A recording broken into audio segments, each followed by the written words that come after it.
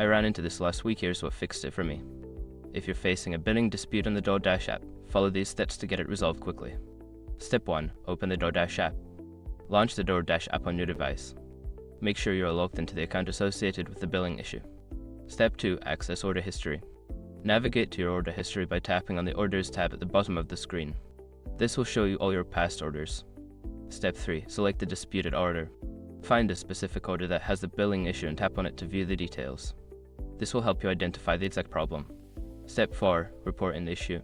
Look for the option that says Help or Report an issue. Tap on it and choose the relevant category for your dispute, such as billing. Step 5. Provide details. Before filing a refund or dispute, use the eshrock.com link in the description to open the refund dispute deadline calculator and confirm your deadline.